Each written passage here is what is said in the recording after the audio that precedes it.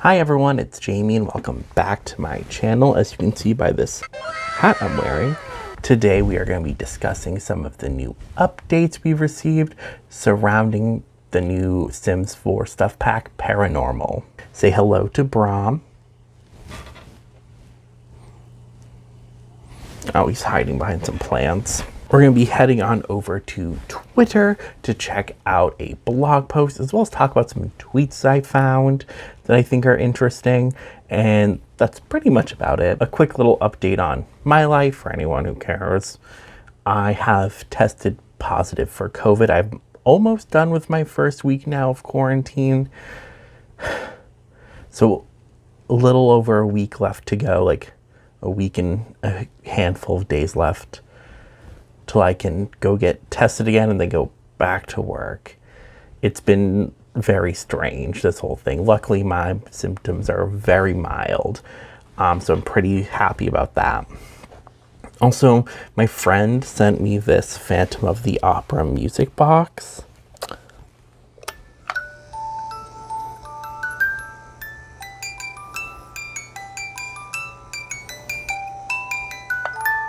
Super cute, I love it. Anyways, let's jump right into this. I'm just gonna head on over to Twitter.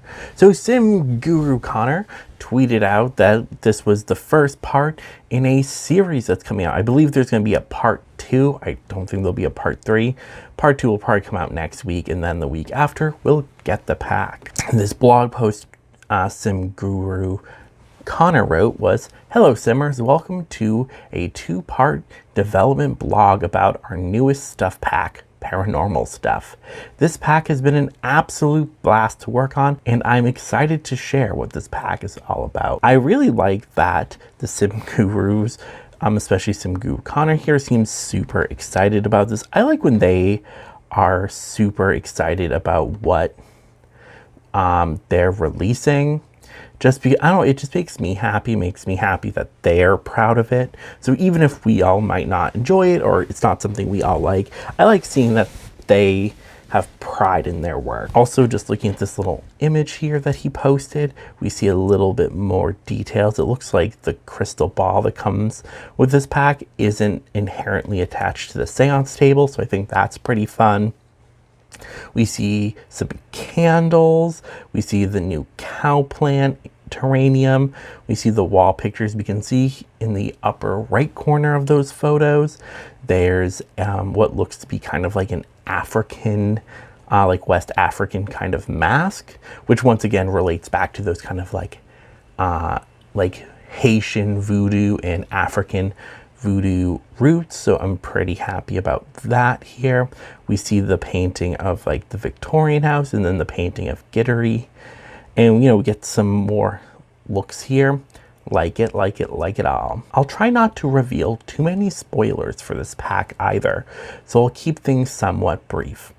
Our topics for today is the new scare mood in the haunted house lot type, plus an interview with our audio artist too. Get scared. Sims can now relish in mortal dread of the new scared mood.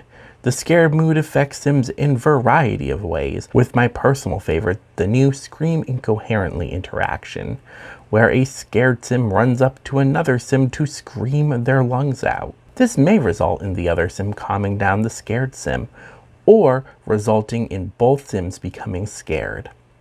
This can create a scared mood wildfire if you're not careful. I actually really like this. This seems super, very accurate, especially to like how horror movies work and like horror movie logic. So I do like that a lot. Sims afflicted with the scared mood also have trouble communicating with other Sims, the urge to panic run everywhere, and slightly are more prone to accidents. If no other Sims are around to help calm down a scared Sim, they might just have to hide under the covers for a while. I do like this. I did see someone saying that they thought it was too similar to like the cry under the covers, or like some of the other like hide under the covers interactions we have in the game.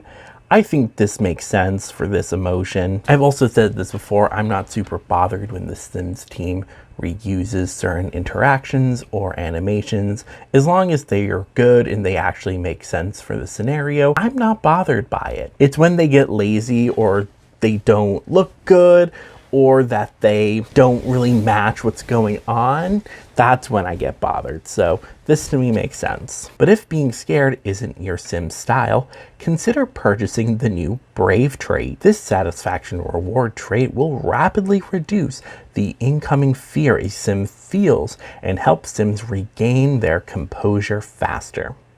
While no sim is totally fearless, this trait should help mitigate some of those creepy feelings. I like this a lot because I feel like the reward store is one of those things that they don't update enough, and I feel like a lot of the stuff in there just isn't worth buying anymore or isn't super interesting. And I like that the brave trait's one you have to earn.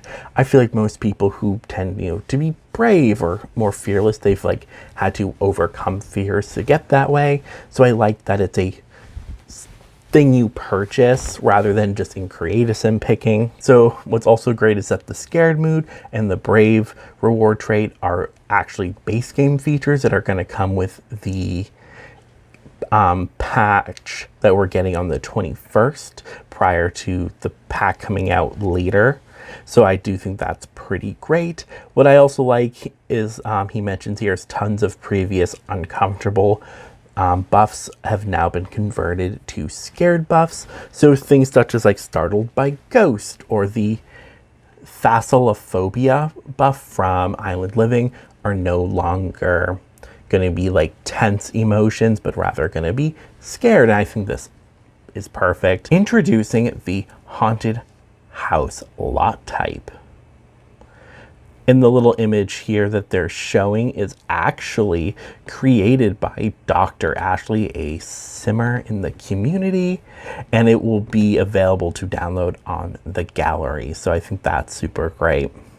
Once again, they're really pulling in outside resources to help build. They're like regular houses, only haunted. Although unassuming during the day, at night these places get super weird. Your sims may notice things like flickering lights, pipes rattling, or even creepy dolls staring at them in the corner. All are totally normal occurrences in a haunted house, but it may take some time to get used to. I really like this. I'm like the confirmation that like the lights flickering and that weird things happening in the house are gonna actually happen in the gameplay. I think that's great. Sims living in a haunted house will also be introduced to floating apparitions known as specters. They're cute little critters, but their motives aren't entirely clear. You can try talking to them or even offer them presents in hopes of establishing good rapport. If they like you, they'll drop special loot for you and your family. If they don't like you, well, you've been warned. Learning to get along with your new ghostly inhabitants is crucial in a haunted house.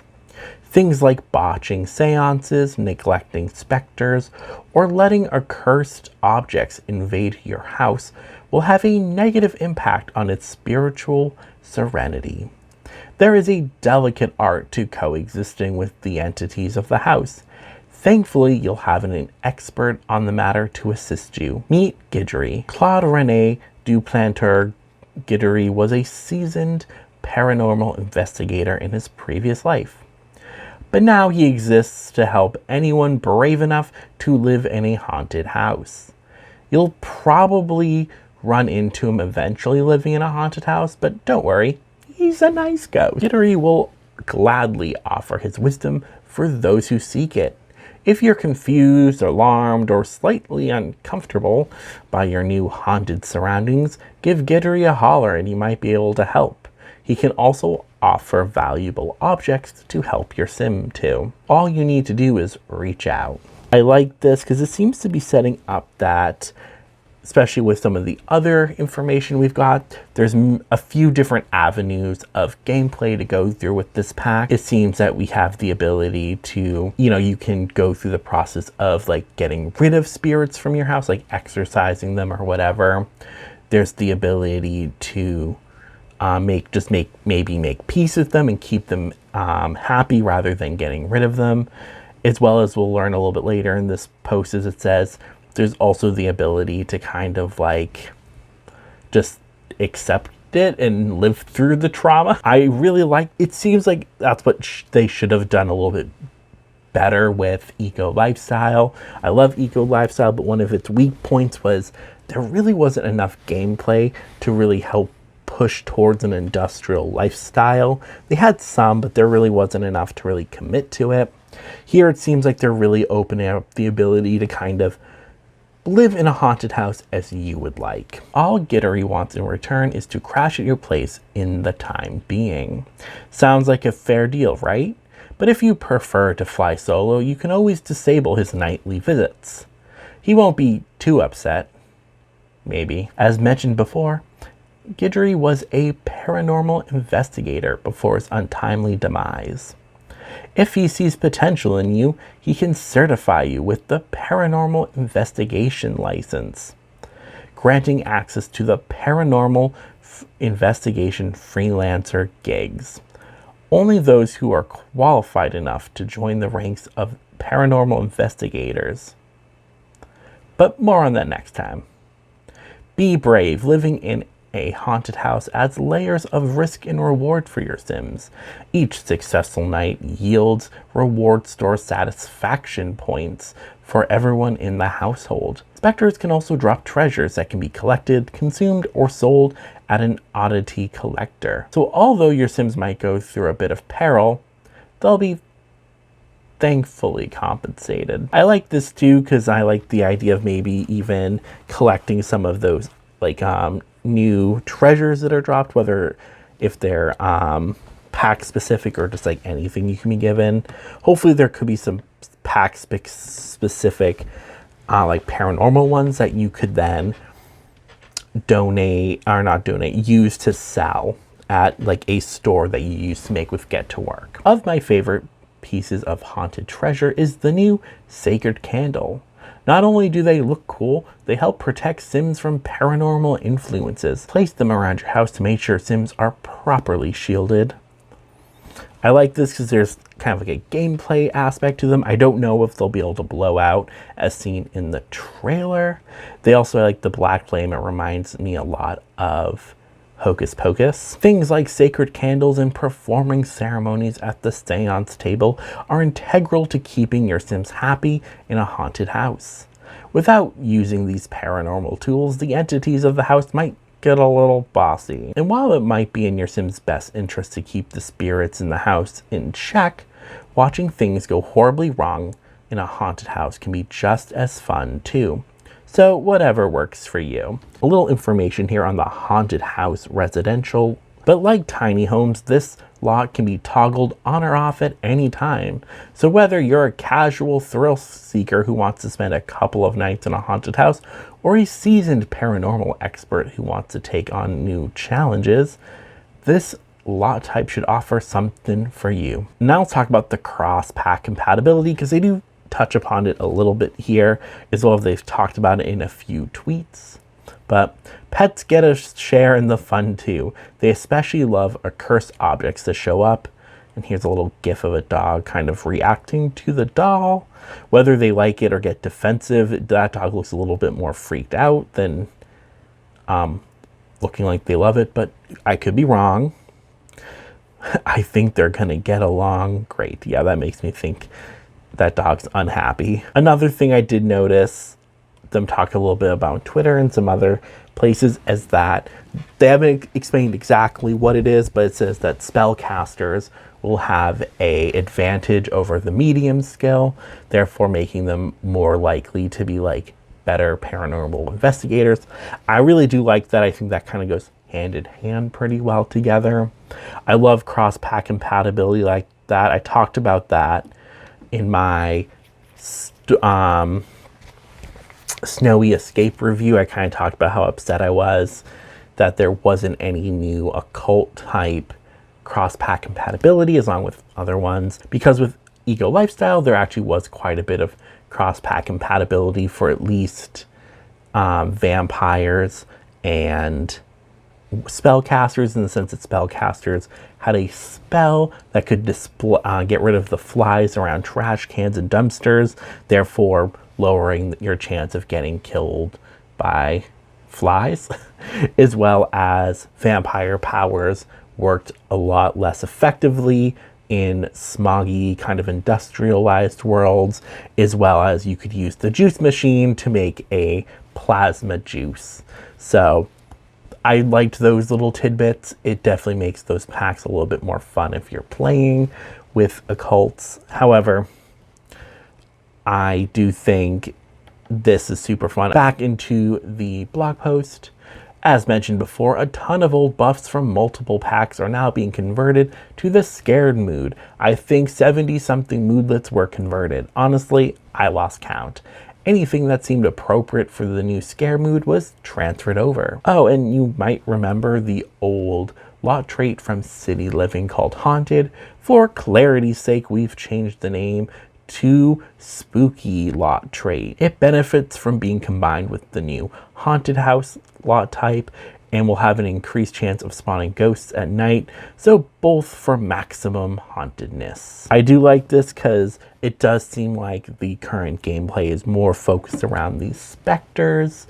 However, if you want to bring in more some like intelligent spirits, I talked about the difference in another video, but for those who haven't seen that video, in like paranormal studies, demonology, whatever you want to call it, people who ghost hunt, they talk about how there's different types of hauntings, and so far it seems like with the base game ghosts, those are more what would be called like intelligent hauntings, and that's the sense it's a spirit of someone who has died and they know they're a ghost, and they're just like, yep, I'm a spirit and I'm here. I'm here and I'm dead and I'm here to stay. As well as the current new one we're getting with the Specters, to me at least, seems to be more inspired by poltergeist, which is German for noisy spirit. And what that is, if you've ever seen the movie Poltergeist, or if you haven't, essentially a poltergeist is more of the kind of violent or active haunting, in the sense where like things get moved. Generally, it's believed, if you talk to people who like believe in hauntings and do ghost hunting, they claim that poltergeists tend to be more than one ghost generally, as well as poltergeists can turn on and off at any time, which I feel like fits well with this pack and the new career that comes with it. So I do like that, and I do like that if you mix it with the former haunted, now spooky lot trait, you'll get the mix of kind of like these poltergeist with intelligent spirits. So that's definitely something I'm interested in. I do understand for people who probably aren't like me and like watch maybe a lot of horror movies, aren't or don't involve themselves in a lot of like ghost media, haunting media, you probably aren't super aware of like the difference in the different types of hauntings. But that's once again one of those things where I'm like, I'm really happy the Sims team brought that in, and I think it brings some kind of like creativity to it. I'm just going to pick out some highlights here from this interview. But this interview is between Connor and Brianna. Brianna is a audio artist for The Sims 4. Her job is working in sound design for the game. I like some of the things she talks about here. Like Connor asks her to describe like what audio artists do on The Sims 4. And she responded, "Big broad picture. An audio artist decides what everything in The Sims 4 sounds like. We record, create, and edit sounds to the art and animation of the game. Little, very detailed picture. Creating the actual sounds is usually one of the smaller aspects of our job. We are meeting with other departments like design, animation, and VFX to understand the overall vision of the new game features and how we can fit it in sonically. We are meeting with each other to make sure all of the new content still keeps up the very fun and quirky vibe of The Sims. We come up with new tools and implementation where necessary. I like this. I think sound design is actually a super underrated or like underappreciated, at least, like field in both like video games and movies and animation.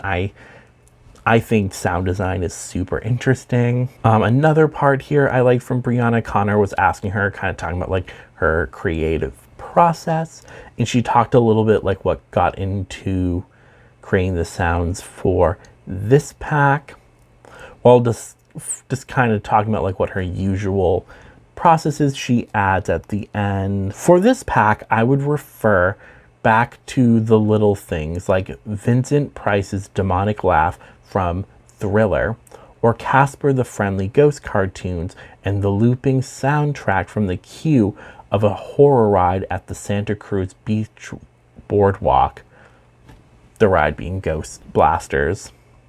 Connor asks what was the most exciting thing to work on this pack. She said, definitely all the haunted house sounds. Good sound design is the crux of so many horror movies and video games. I agree. So even if we were keeping things more Casper and less Poltergeist, I wanted to give a good scare here and there. I actually scared myself one day while playtesting another feature in the game. I really like this too. This kind of gives us a little idea of what the overall kind of pack's going to be like. It's not going to be super scary. You're not going to be playing like In Silence, for example. If you haven't played that game, it is so spooky. But I do agree here with everything she's saying about horror movies and video games. What really helps make them great is their sound design. Good example, The Conjuring. That's great sound design. But I also liked here the way, just kind of talking about like they were keeping things more Casper than Poltergeist, which suggests, even though it's going to be fun and light, there are some very scary elements, and she even says that she scared herself. So I really like that. At the end of the blog post, Sim Guru Connor notes that in the next blog post, they'll talk about the seance table in developing your medium skill, as well as the new active freelance career paranormal investigator. There is a tweet about that I did want to talk about. This tweet comes from Sim Guru Ninja.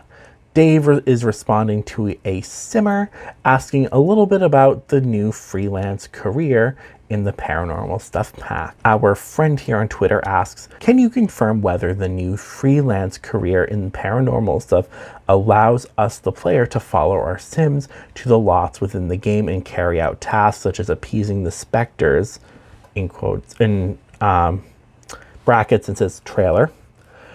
Or is it similar to the current freelance jobs with rabbit holes? Sim Guru Ninja responds, you actively go to these gigs, not rabbit holes. In the trailer, for example, clearing out the pancake house, the goth house, etc., is part of the career. So I do like this. We know for a fact it's going to be an active career. There is some interactions here on Twitter with Sim Guru Connor I did want to talk about. So he posted the link to the blog post. Down here in the Twitter thread, some simmers were asking Sim Guru Connor some questions specifically about Bone Hilda. This one Twitter user does ask about her coffin, saying, this pack is amazing, incredible, the best. But I have a question, does Bonehilda sleep in her coffin? Then Guru Connor responds with, Bonehilda is summoned through the seance table this time around. More on that in the next blog. And another user asks, can Bonehilda move in to the household or as a roommate? Bonehilda can't move in, she has places to be, Sim Guru responds. Those comments there from him have seemed to upset a few simmers. I can understand like being upset about the coffin being gone. I think that's quite an iconic kind of like feature of Bonehilda that's been in every Sims iteration. However, I understand wanting people to use like the seance table, for example, and also having her attached to the seance table in the medium skill, I think also makes her feel more like integral to kind of the role here, as well as it kind of makes it also seem like she is a far more supernatural being rather than just like having a skeleton in your house. I don't know, like I do like that. But I saw some people, I'm not going to name names, because, people are allowed to be upset, and I don't want to, like, be here, but you're not allowed to be sad. But they were expressing, being upset that she couldn't be part of the household, and they were seeming to interpret that in the sense that in the past Sim games, you could just, call her in whenever and dismiss her whenever. And they seem to think that because she's not part of the household, in the sense that you can't just like knock on her coffin whenever, that she's not going to be part of the household, or that the fact that Sim Guru responds, Bonehilda can't move in, she has places to be, suggests that she is going to be extremely different, maybe just like a reskin of the current maid in the game. I'm going to be holding my, my disappointment, I guess, like until the pack comes out. I'm not going to sit here and say, they're ruined Bonehilda. Like they're entitled to their opinion. They're allowed to be upset. I just don't think there's enough information at this point to come to that conclusion. This simmer here was just asking if you could invite Bonehilda to join your household, which is something you've never been able to do in the Sims games. Like you could definitely, there's ways to like cheat around it. You can always do the like, where you press shift and then click on them and like add household. I'm assuming if you do that with her in this game, like The Sims 4, it'll be similar to the skeletons from Jungle Adventure in the sense that like you can join them, but their picture in like the household image when you're in the world map view might be a little weird, in the sense it'll just be like a random sim that instead of Bonehilda, or it'll be also in the same way in the sense that a lot of like her interactions will be gone. For example, if you add a skeleton to your household in The Sims 4, they're quite glitchy in the sense, because they're not supposed to be in your household, but they're quite glitchy in the sense that there's certain, you can't actually build relationship up with them. You can't actually do certain interactions. But if you also add them to your household, they lose their like special skeleton animations. Like they won't play with their arms, they won't take out random bones and play xylophones on their ribs. So I'm assuming if you add Bonehilda to your house, she might lose some of her more fun qualities. Like in past Sims iterations, Bonehilda is a like super fan of the Grim Reaper, and it's kind of like a fangirl of his. And hopefully that's something they continue on in The Sims 4. But I'm assuming if she does do that, but if you add her to your household, that animation might get lost. So that's what I'm assuming when Sim Guru was Connor was saying you can't add her to your household. But a lot of people were interpreting it as like she's going to act completely different than like she has in the past games. I don't think that's true. Like I said, we're going to have to wait to see. Who knows? She literally could just be a reskin of how current maids work, or she could have a lot more character and personality like she did in the past games. I'm hoping she does, because the reason people like Bonehilda so much isn't just that she's a maid, because we have maids in the game, but it was just more that she had these fun interactions and you could call her whenever and she would, clean up and you could dismiss her. Like she was quite different than other maids in the game, and she brought just kind of like a fun kind of, twist on her. However, we'll have to see what becomes. I'm holding my any reservations or complaints until the pack comes out. But I will say, if the Sims team is watching, please let Bonehilda be more than just a reskin of the maid. Once this pack comes out, I'll do my full review, and I'll do my best to be honest and be as objective as I try to be in every review, and let you know if this is actually a pack worth getting. But for right now, I'm quite excited for it. So let me know down below if this is a pack you're still excited for. Let me know what you thought about some of the information we went over today, if it interests you, and let me know if you're worried about Bonehilda. Like I said, I'm at the moment not worried about her, but we'll see. Anyways, thank you so much for watching this video. Try to be kind in the comments. And Brahm's still hiding in his plants. We'll tell Brahm to have a good night because he's apparently done with us.